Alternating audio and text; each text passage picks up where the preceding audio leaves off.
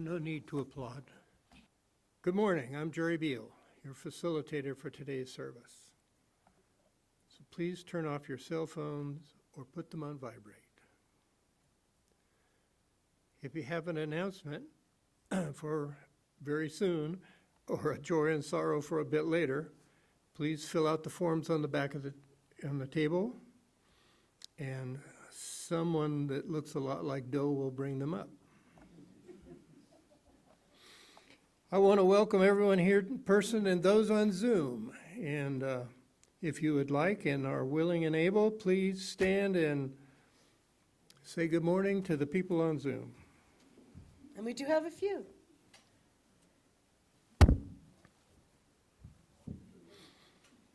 If you're new here, please ask any one of us, except for me, to access our website or to find out how to get involved in our activities. If you would like to receive our newsletter, please ask us to put your name on the email list.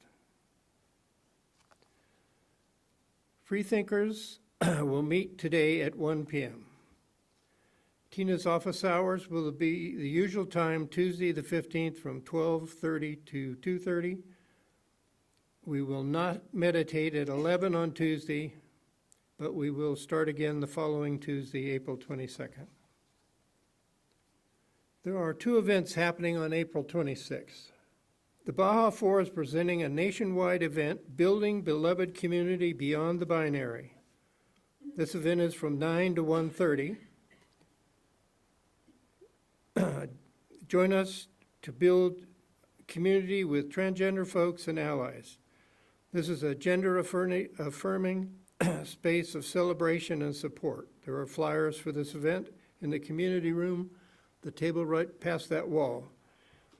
And if you register, you will find out where in Tucson this meeting is live, or you can get the link to join it online.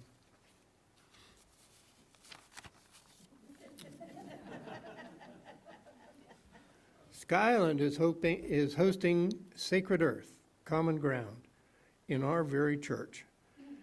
This is co-sponsored by the Arizona Interfaith Power and Light, Sierra Evangelical Lutheran Church, and St. Andrews the Apostle Catholic Church. That's some name. Join us to hear inspirational stories from artists, museum, writers, and other community members describing times when they felt deep spiritual connection to nature and how it shaped their lives. Bring your own story to share and hear your neighbor's stories as we find common ground in our shared reverence for the earth. It's from 2 to 4. So since the other one ends at 1:30, you're going to have to really get to here quick. There are flyers for this one also on that table.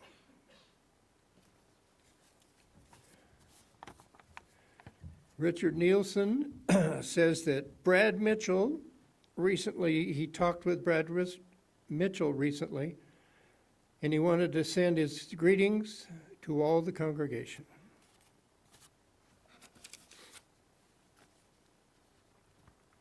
There'll be another rally this Saturday, 4/19, at 11 a.m.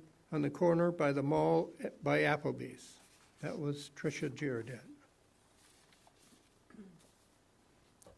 And Tricia also said, if you're a member, you should have received the UU magazine. And I, as a matter of fact, did.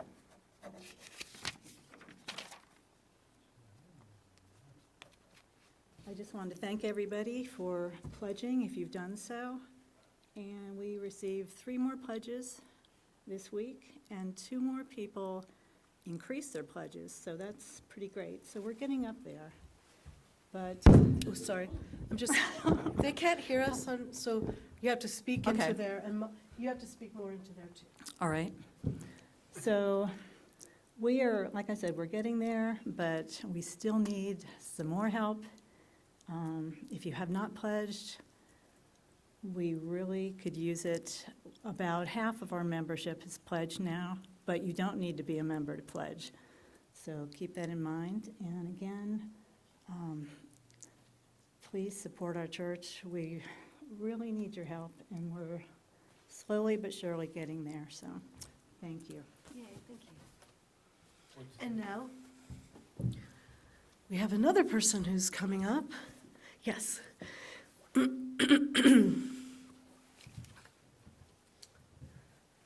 Susan O'Brien.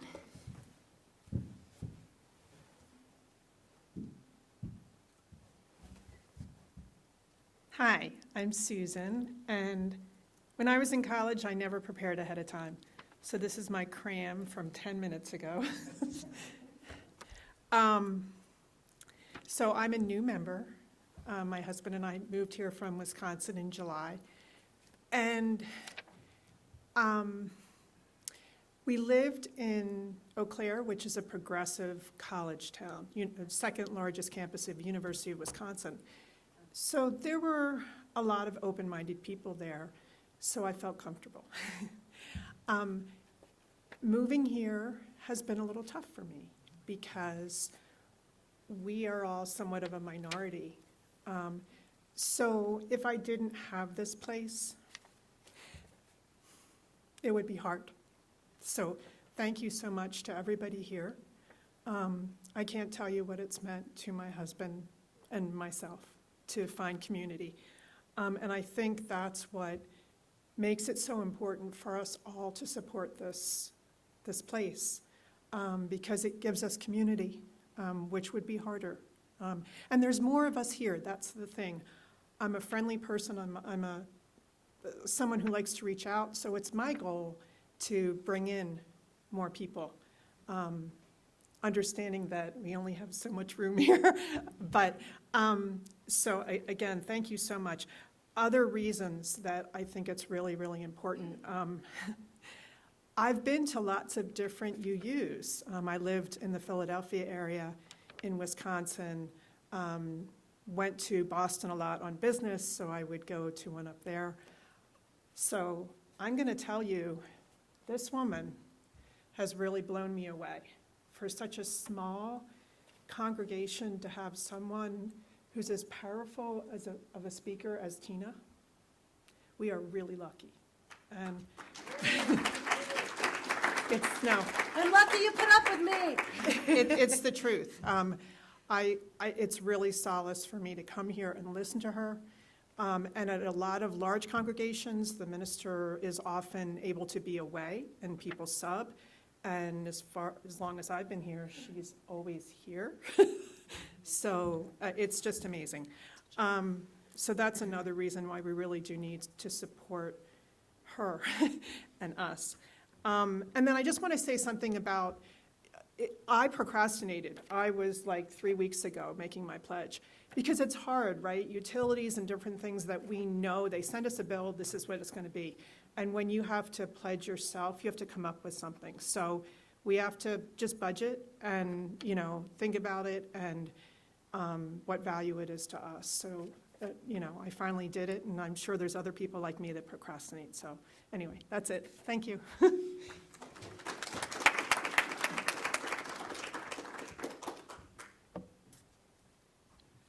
Susan, thank you. That was beautiful. Our chalice lighting about the power of parade comes from the Reverend Dr. Lori Walke. Is it glitter? Some people think it's the glitter that makes the Pride Parade like heaven. Pearly gates and streets of gold. Surely heaven has as much glitter as, as the Pride Parade. There's definitely enough glitter there to make a person believe that the Pride Parade is like heaven. Some people, of course, do not think the Pride Parade is like heaven. After all, who would let all these people in? Surely there's some kind of form to fill out. One must be given clearance, at least abide by the dress code. Speaking of, what is the dress code for heaven? What documentation is required? Of course, this is the strongest argument that the kingdom of heaven is like the Pride Parade. All are welcome. You don't get to decide who's in and who's out. Everybody's in.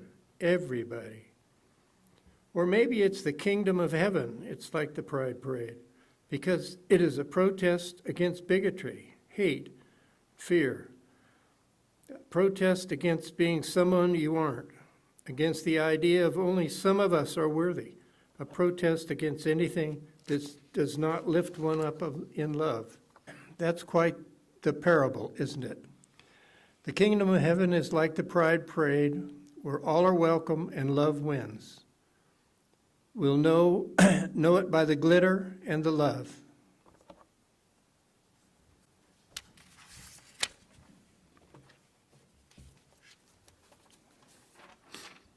Welcome. Thich Nhat Hanh, a prominent advocate of nonviolent resistance, believed that cultivating mindfulness and compassion is crucial for effecting social change. He emphasized that nonviolent action should be born of awareness and love, aiming to change the opponent rather than defeat or humiliate him.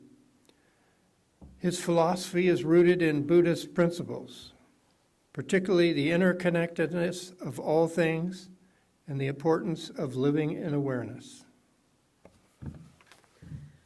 And I just want to add, not only does Zen Buddhism and other forms of Buddhism support nonviolence and loving kindness, so do many other traditions. Even our own transcendentalists worked towards nonviolence and used it as a tool. And there are many people in the world who don't see themselves as religious, who also use nonviolence.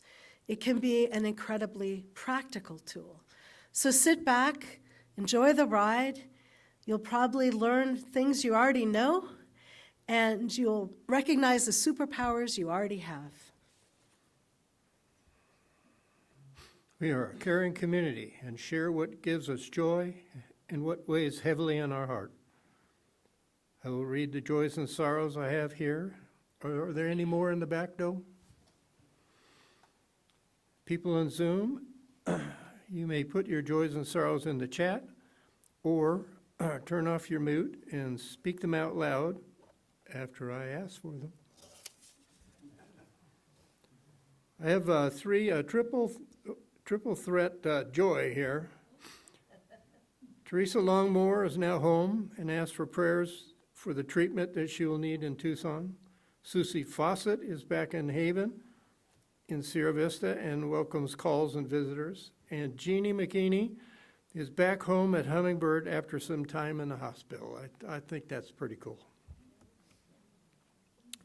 And unfortunately, Judy Riddle would like prayers and good thoughts for her biopsy tomorrow.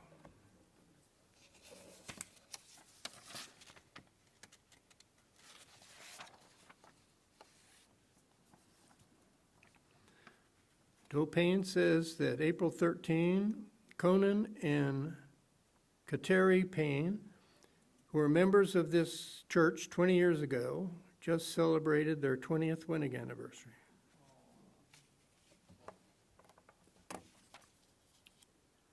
Now I will add stones for all the joys and sorrows that fill our hearts, but none have been spoken today.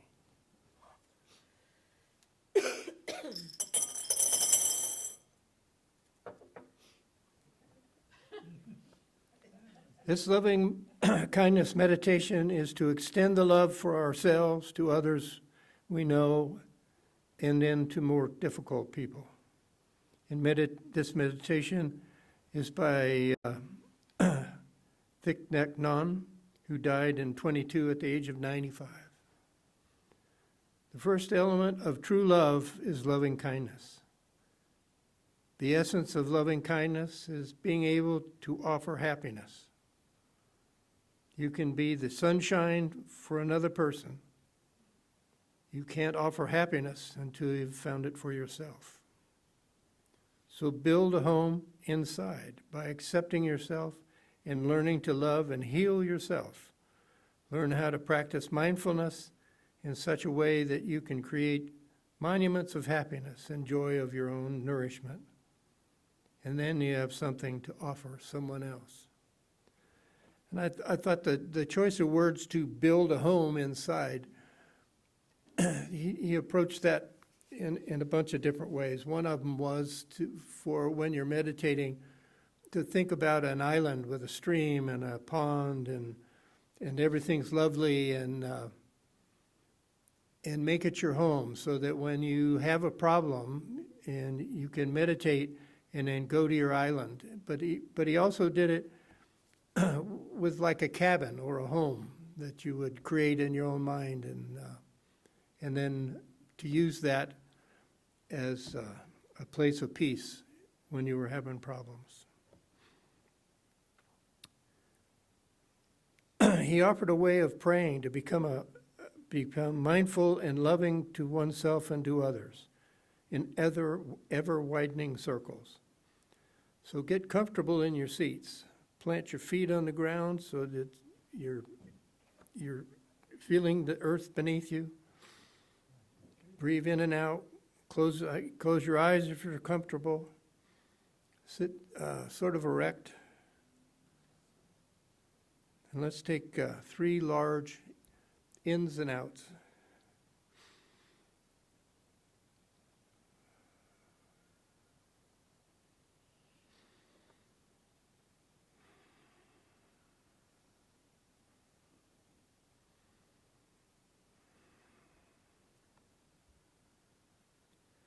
May I be able to recognize and touch seeds of joy and happiness in myself.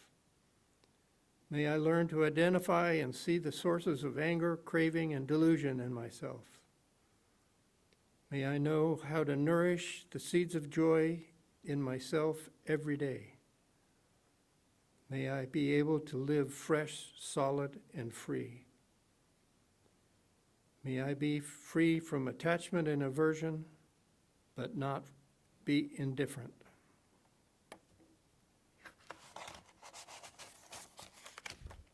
So now some prayers to be mindful of someone in the group you know. May they be able to recognize and touch the seeds of joy of happiness in themselves. May they learn to identify and see the sources of anger, craving, and delusion in themselves.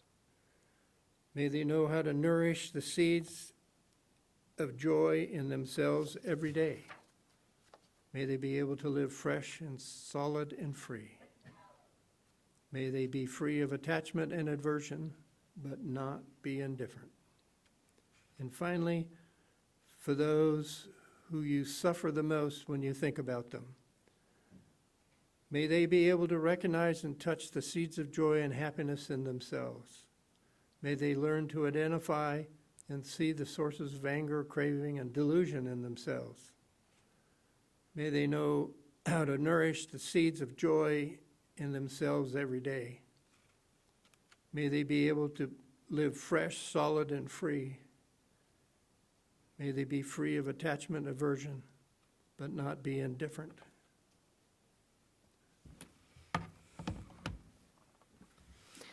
So imagine if there was a news team and television cameras at the time of Passover, either in 33 in the Common Era or perhaps 29. We think Jesus might have been born 4 years earlier. Can you imagine them there? I'm going to pretend I'm Caius, Andronicus, whatever my name is. I am a Roman newscaster, and here I am, standing at the gates of Jerusalem. Our boys look beautiful today. Their armor is polished. Their uniforms are perfect. They are marching together in perfect time, forming a phalanx of shields, out in the sunlight, marching in front of the front gate. It's a time of year in Jerusalem when the people who live here start celebrating their freedom from slavery.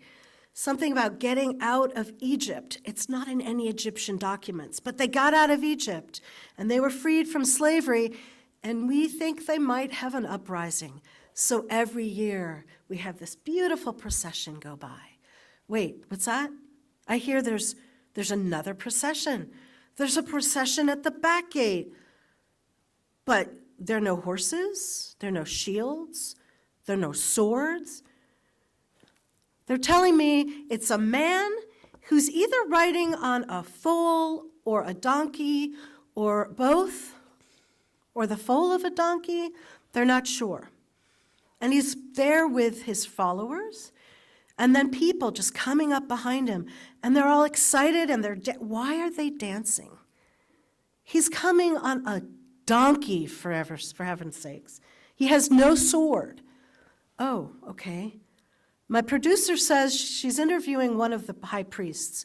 He's explaining that this is a reference to Zechariah when a different kind of king would arrive, humble, without a sword, no war horse, riding on a donkey, and he would bring peace to the whole world.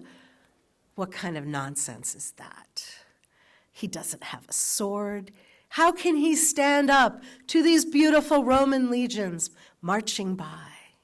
How can he stand up without any weapon? Well, that's actually the question that Erica Chenoweth asked herself a bit more than a decade ago. She is a professor at Harvard teaching about political science, and she was invited by a group called the International Council on Nonviolence and Conflict to come learn about nonviolence and how useful it is, and she thought, what a waste of time. Clearly, the only way to make things happen is through violence. Why would you waste time? It sounds lovely, it's moral, it's beautiful, but it's so impractical.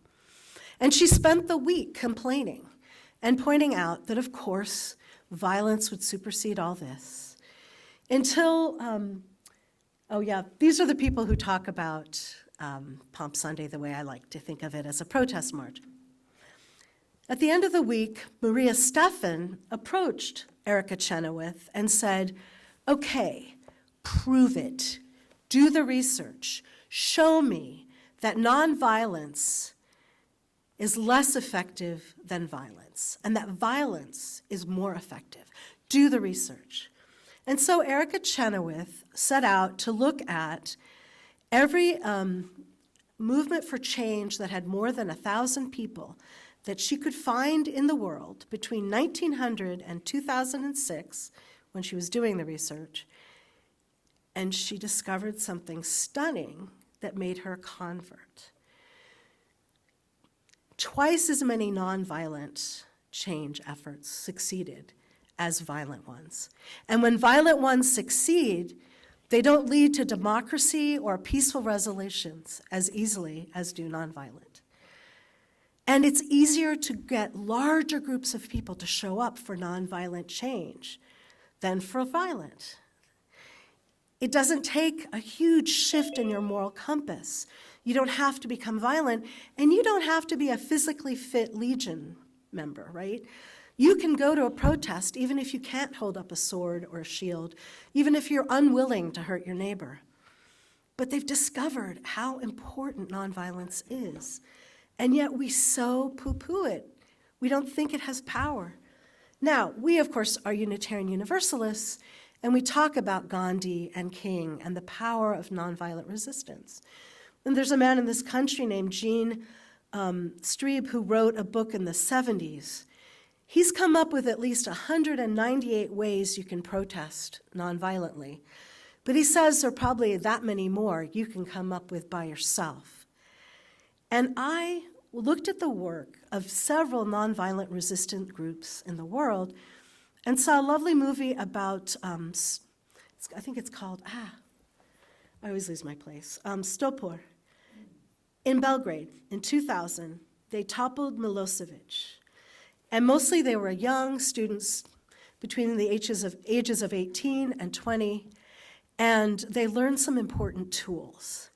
They learned first that you have to have a vision of where you're heading for. You have to have a Rainbowland you're planning for, right? And you have to have unity. Now, Milosevic bet on the fact that he had about 12, 13 opposition leaders who were facing him in elections, but they got them to come together and pick one candidate, a candidate who spouted anti-American rhetoric and was very nationalist, so no one could say he was a traitor and being paid. So they found unity. And the second thing they needed was to always plan. His name is Sreja Popovic. He says there are spontaneous demonstrations, but never successful spontaneous ones. You're always planning, even if you don't know it. And finally, he also talked about the power of humor and keeping your nonviolent discipline. We know that Martin Luther King trained people on how to do nonviolence because it's easy to be overwhelmed and scared and either run or attack. But if you're trained and you maintain your discipline, it's incredibly effective. Popovich said, we would have a demonstration and there'd be one person acting out and throwing stones. And guess where the cameras are focused, right? It's incredibly important. There's always going to be some mistake, some violence. But if it's not part of our core values or what we do every day, that's very important. We will gain more and more goodwill among all the pillars that support the person in power. So they were fighting Milosevic, who was an extremely repressive, violent dictator. But they started to take out the different pillars that supported him. One thing that happens is if you have larger and larger demonstrations, you're more likely to find people with connections to the security system. And by the end, when thousands of people came into Belgrade and went to the parliament, the police would put up buses to block their path, but they wouldn't stop people from moving buses out of the way. The police formed a barrier with their bodies, but they didn't shoot on the crowd. And one of them said, because I knew I'd be shooting on my own children. So as you get bigger, in most cases, Chenoweth found out. Only in 2, it didn't happen. But for dozens around the world, when you got 3.5% of the population demonstrating and protesting and boycotting and showing up, you just needed 3.5, a government wouldn't stand after that. You would topple a dictator. You only need, now she says it may change in the future because of the internet. The internet is a wonderful tool. You can call for spontaneous demonstrations the next day, and 100,000 people might show up. But in the past, you had to build that person by person, connection by connection, relationship by relationship. And so those 100,000 people were much more tightly knit. But nonviolent protest and nonviolent conflict is growing in the world and more effective. I know right now we're hearing about what's happening in Ecuador. If you heard the news this morning, there's a lot of violence on multiple sides. And I just sit there and wonder, how do you bring nonviolence into a scary, overwhelming situation? Well, Popovich talked about, it's sort of like a video game, he said. You know how there's that health monitor in video games? They have different bars for things. On one side, you have apathy and fear, and on the other, you have enthusiasm and humor. If you can make enthusiasm and humor rise, fear tends to melt away. And if you can get people to see how it affects their individual lives, how it affects their children and their future, they're more likely to show up. But I really value how he valued humor. He says that when you start to be successful, the dictator will start using propaganda against you. They will call you terrorists, they will call you junkies, they will label you with criminal names. And that started to happen to the group Serbia. They started arresting young men and calling them terrorists. So they were organized. They would show up in large groups in front of the prison where they were arrested, and they would speak and have demonstrations. And I saw one leader pull up a young man who's about 18, he looked about 12, and he said, "Look at this terrorist. Look at his jeans. Look at his t-shirt. What a terrorist he is. Look at his glasses. Very bad idea. He's a reader. We don't think you should read in this country." And everyone laughed. It's amazing how it diffused the anxiety, melted the fear away. And he said it really hurts the dictators because they take themselves so seriously. They hate to be mocked. At one point, they had a demonstration where they set up an empty kerosene drum in the middle of the city and put the face of Milosevic on it. There was a hole at the top so you could dump change in, and then you could pick up a bat and whack his face. And when the police arrived, well, all they could find was a barrel and families walking by, and so they arrested the barrel. And he said it was really funny watching on the news the pictures of the barrel being arrested. So Chenoweth is chastened. She realizes that nonviolence is powerful. But do we teach that in our schools? She said she probably thought to go to violence first because we celebrate holidays that talk about battles and soldiers. Why isn't our national anthem about people who survived slavery? Why is it about a flag lasting through a battle, right? Why is it that our children don't learn about the decade of mass demonstrations, nonviolent mostly, done in this country before the Declaration of Independence? Why is it we hear about the war afterwards? And Chenoweth says it's up to us. We need to teach our children about the suffragist movement that won nonviolently and have them know more about that when they leave elementary school than the Battle of Bunker Hill. If you look at our television and our movies, they all say the same thing. Jump to violence. It's the way to go. It always works out. We never support nonviolence, and yet we've seen over and over in our own lives, in what happened in India, what has happened around the world, that it can be so powerful. So why do I preach about this today? Well, because it's Palm Sunday, and I feel like I preach about this at least twice a year, because as Unitarian Universalists, it's up to us to change that narrative, to change the myth that violence is the best and first way to go, to change the myths that human beings are utterly depraved, and of course original sin is accurate, to change what we believe as a people so deeply we never challenge it.